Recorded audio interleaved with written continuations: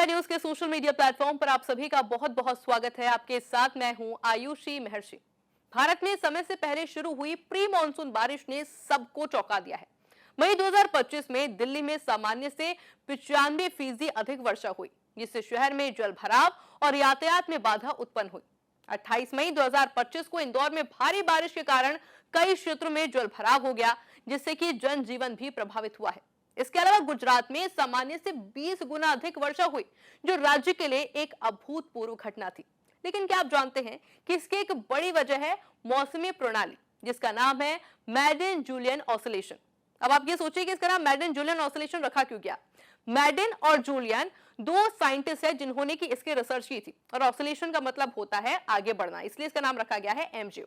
चलिए आपको ये समझाते हैं कि एमजीओ आखिर होता क्या है और कैसे इसने 2025 की गर्मियों में समय से पहले बारिश ला दी है।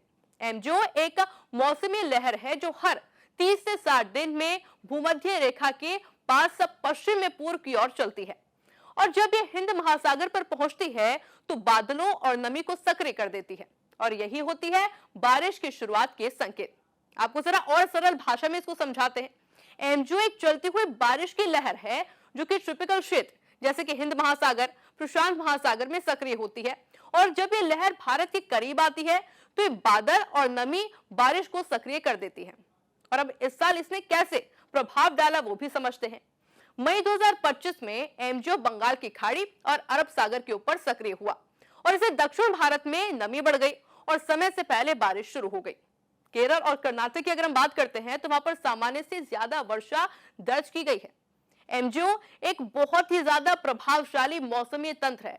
अगर ये सही समय पर भारत पहुंचे तो मानसून समय से पहले आ सकता है, लेकिन अगर इसकी गति धीमी हो जाती है तो फिर मानसून देरी से भी आ सकता है। इसको और सरल भाषा में आप ऐसे समझिए कि हम सोचते होंगे ना कि जो मौसम विभाग है वो कैसे पहले से अनुमान लगाता है, बता देता है हमको कि जो इस बार क्लाइमेट है वो कैसे चेंज होगा, कैसे बारिश पहले आ सकती है, कैसे बारिश लेट होगी।